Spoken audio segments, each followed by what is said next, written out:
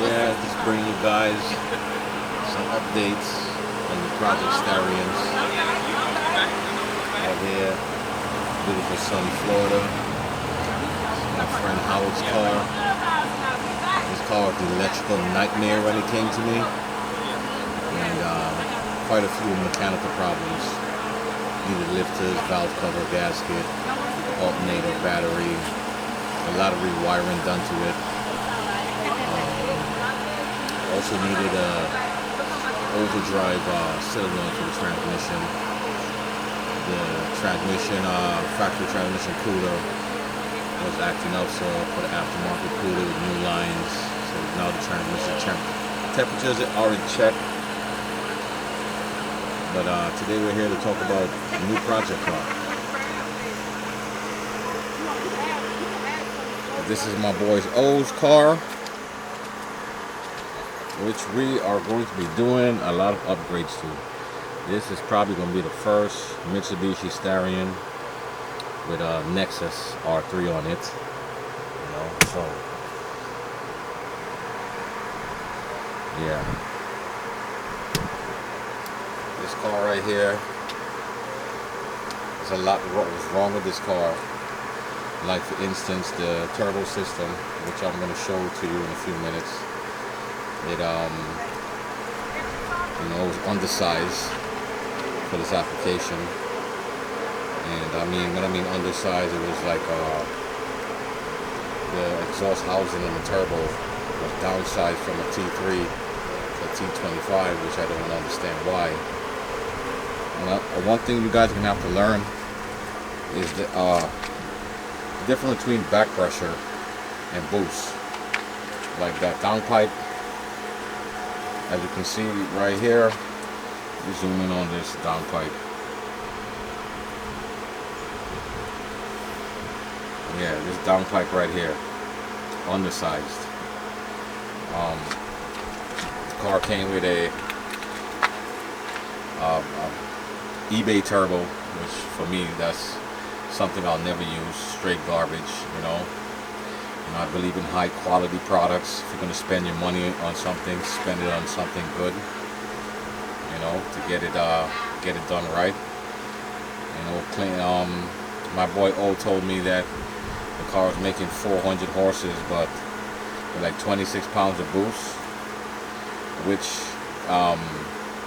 if this car is running about 26 pounds of boost, I'm sure with this exhaust system and turbo housing, it was also running about 26 pounds of exhaust back pressure.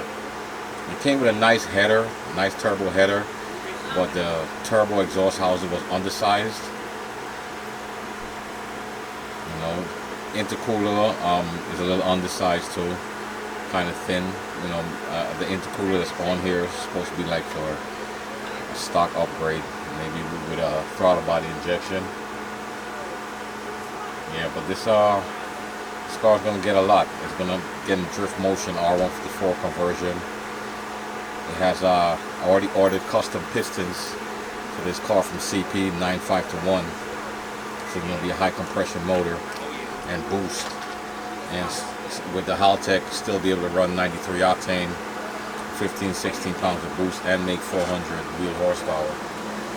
You know, the way I've designed turbo kit for the Ford G54 or G54B, and it's going to run a Haltech Nexus R3 with an IC7 dash, no Haltech coils.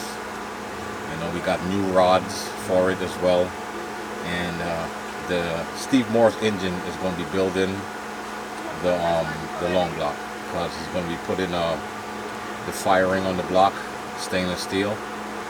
And there's certain things I like to get done when I'm building motors or having them built.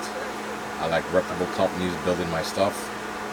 Another thing too, with the exhaust system, it's like 2.5 inch all the way back, and to be running 26 pounds of boost with that small exhaust is very restricted. The amount of heat that the exhaust side was probably building up, he was losing more power than actually gaining.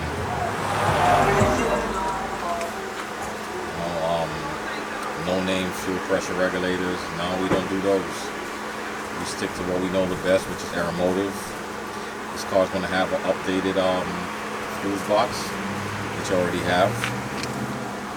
You know, we're having a custom clutch made by Quartermaster. Nice twin disc clutch. You know, we got the Quartermaster flywheel. You know, this clutch should be good for about 700 pound-feet of torque. So yeah, it's going to have everything that we need. But this is the build. Just washed the engine bay a few weeks ago. Now it's time to go do some cleanup under here. There's a lot of unnecessary stuff that's here that doesn't need to be. And that's the underside intercooler I was telling you about. You see it under there. I mean, we've built these cars where they make 400 horses with anything with no more than 16, 17 pounds of boost. You know, if he's running 26 pounds to make 400 horses, yeah, something's definitely wrong. But also, stock oil cooler lines, these have to go. You know, Top End Performance cells are really good. You know, stainless steel braided line kit, which is going to be installing as well. The car's going to have Wi-Fi. It's going to have drive-by-wire, GPS speed sensor. You know, so we're going to eliminate a lot of the old stuff. You know, it's still going to have the cruise control, but it's going to be controlled through the Haltech. So a lot of you guys who want to keep these cars as stock as possible, yeah, Haltech does allow you to run your cruise control, your AC, the whole 9 yards. You know, my personal car, and I'm not big on AC, but yeah, this definitely is going to have all the amenities, be daily driven, and make 500 wheel horsepower with ease. The turbo that I have for this car is not no eBay garbage. This is I actually have an EFR Brock Warner 8374. I have two of them. One is for sale and one is for this car. Both of them have the stainless steel .83 back. And if you guys are going to run a turbo with it that's internally gated, I would highly suggest that you use the Brock Warner EFR, because the internal gates on them are like 42 millimeters. You know, you have some high power rotaries that still use these internally gated turbos. So yeah, it's more than enough for what this car, what my friend needs with this car. You know, so he's gonna have the whole 9 yards, the works. You know, we're gonna replace all these old vacuum lines with the silicone ones. You know, we're getting a lot of the parts from Randy Gaines. I know you guys all heard of him, and MKS Motorsports. I highly recommend that you guys support these vendors, because you know what, they're the ones to keep the G54B alive and keep us going, and play people like Top End Performance, Mr. 2600 Racing. You know, shop locally, keep these guys going, so we can keep these cars alive. You know, and they sell top-notch products. You know, this car's already got a 300ZX brake kit on it with some XSR wheels, but we're gonna upgrade those wheels. I've already contacted SSR in Japan for a custom set of wheels, and like for this setup right here, you have wheel spacers on them. Yeah, the SSR, they're not gonna need wheel spacer. There's going to be a direct go to them, you know, with a zero offset. You know, these cars have a very unique offset. And my friend's Howard car is again going to the shop pretty soon to be painted. The only problem right now is taking this wrap off the car, because the sun out here. Let me tell you something about these wraps. These wraps are only good for 2 to 3 years, especially if you live in South Florida. If you want a wrap to last, you better make sure you're living in the northern states. But yeah, this wrap, you know, it's had its days, it's cooked. And yeah, the next thing is the paint job. and we should be good to go. We should be done in the next couple of weeks. I have my boy Travis. He does custom paint job in West Palm Beach. He does the donks and stuff. You'll find him on Instagram. I'll put a link in the description. And that right there is my personal blue car. It's the one with the Cyclone V6 swap car, fully built. But it's going to be a track car, period. Sitting on R888Rs. But now let's get to the turbo parts so I can show you the difference in exhaust sizing. This is what I want to talk to you guys about. Somebody sold my boy O this setup, but this is what's going to choke the motor. If you notice, they welded on a T25 flange on here, which I highly recommend you don't do so. They literally downsized the turbo. This is not necessary. Hold on, let me focus this for you. This is what I wanted to talk to you guys about. Whoever designed this kit, you know, they really, for me, they messed it up, because they went from T3 to T25, downsize. On a G54B or 4G54, that's absolutely not necessary for you to do that, because now what you're doing, you're adding to the back pressure of the motor, and back pressure you're going to lose power, not gain. You know, there's an eBay turbo, which I would never sell to no one. These turbos, in my opinion, professional opinion, I would never buy one, never sell one to anybody. They're straight garbage. You know, someone told my friend, oh, that this turbo can make 600 horsepower, which I know that's a lie. This turbo will never make no 600 horsepower. You know, it's impossible. This turbo, it blow itself apart before it can make 600 horsepower. You know, it's an eBay turbo, you know, and has this upgraded billet front compressor wheel, but you know, that's something someone added to it. It looked like they took the, you know, $200-300 turbo, had it rebuilt with some good parts, but it's not gonna last. And this right here is a no-no. This manifold basically now is destroyed because of this. You know, why would you downgrade to a T25 from a T3? The motor needs to breathe. Now the motor struggles to make power because of this setup. I don't know who I would never sell this to anyone. I would never recommend this to anyone. This is an eBay manifold, the header that you guys be seeing. It looked like it holds up pretty well, you know, so I'm not gonna lie, it looked like it holds up pretty well. Pretty decent manifold.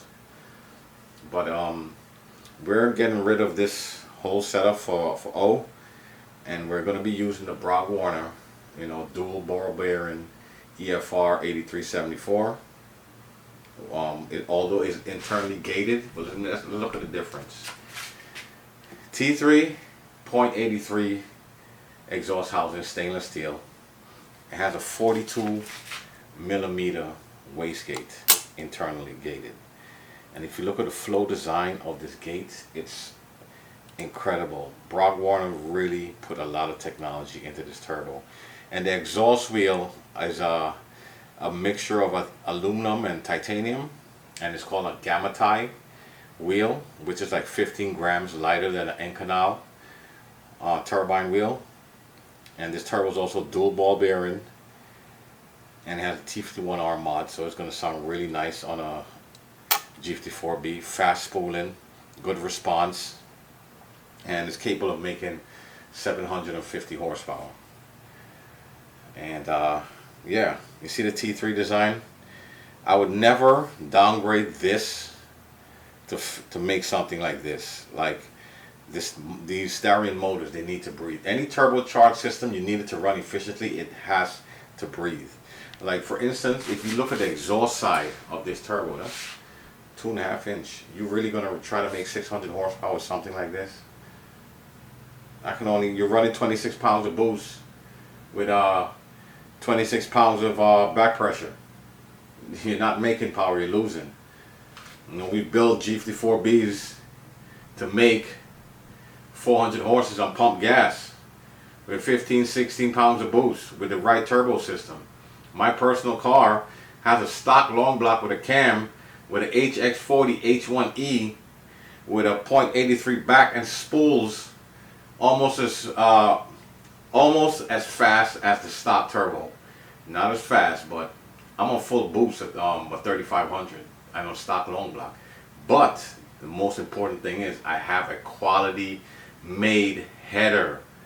Exhaust sizing is very important. If you look at this Brown Warner, it's 3-inch V-band outlet. The HX40 3-inch. I guarantee if I put exhaust back pressure on my setup that I have, if I'm running 26 pounds of boost, I'll probably be seeing about 6 pounds of back pressure. That's what you want. You do not want a 1-to-1 ratio with exhaust back pressure. Then all you're doing, there's so much heat now in the motor. It's like that, you know, heat is the worst thing. You can't run the advanced timing that you'll be able to with all that heat, but with a lower exhaust back pressure, now you can play advance the time, get more aggressive with the timing. You know, the motor's more efficient. You know, all it takes is a little research and understanding what you're doing. You know, just don't start building stuff and think, oh yeah, everything works. I'm gonna bolt this on and bolt that on and no, it doesn't work that way. You know, by just doing stuff like that, you can actually cause more damage than good. So I highly recommend you buy quality parts. Stay away from the eBay garbage, like the turbos, of course, the eBay turbos, this crap right here. You know, stay away from stuff like that. Allow your turbo system to breathe, especially on the 4G54/G54B. Allow the turbo to breathe. Allow the exhaust system to breathe. Allow the head to breathe. You know, you need to expel the gases as fast as possible. That's what makes it more efficient. You do not want a 1-to-1 ratio with turbocharging. You don't want to be running 60 pounds of boost and be making 60 pounds of back pressure. No, that's not an efficient turbo system. You run 60 pounds of boost and you get 10 pounds of back pressure. That's the kind of back pressure you'd need running that kind of boost. But you know, you guys get what I'm saying. You know, these small exhaust housing, people are scared to go bigger with exhaust housing. Oh, it's too big. It's not going to. Yes, it will. It will spool. It's going to have the right turbo, the right exhaust back. Now we can change this T3 back to a stainless steel 1-on-1 back and still be able to spool. You know why? Because this motor is going to have 9 5-to-1 compression, custom CP pistons. That's the reason to go in higher with the compression, to help spool the turbo. This motor is going to make more torque than horsepower. I'm talking about 500 wheel horsepower with like 700 pound-feet of torque, 690, 680 pound-feet of torque, because we've done this before. This is not my first rodeo. I've been building these cars for over 2 decades and counting. You know, my first Starion I bought in 1998. I was 17 years old. You know, I'm on my 12th Starion right now. I have Starion with stock long block with cams and worked head beaten up on modern cars with bolt-ons, with computers like Super AFC, upgraded injectors, full 3-inch exhaust, Super 16G turbos, intercooler upgrades, and beaten up on modern cars. My car with a stock automatic transmission would run away from a 392 Chargers and the Challengers like they were parked. And I was able to walk 2016 BMW M4 in a straightaway with 15 pounds of boost with bolt-ons on a stock motor. All I did with the motor, I dropped the oil pan and changed the rod bearings. The motor had 80,000 miles when I bought it. You know, so if you're not getting these kind of results like what I'm getting, then you're doing something wrong.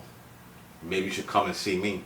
Let me do some bolt-ons for you and watch the difference that your car makes. And last but not least, that's my personal header. As you can see, also, it has EGT in each runner. I like running EGTs, especially the Haltech. You know, I like safety is like my #1 priority. I'm not gonna go build a $10,000, $12,000 motor and go cheap on the brains of the operation, which is the computer. That's why I love Haltech. You know, the Haltech setup that I have, even on the stock long block that I have, has one EGT per runner on the header that I'm using.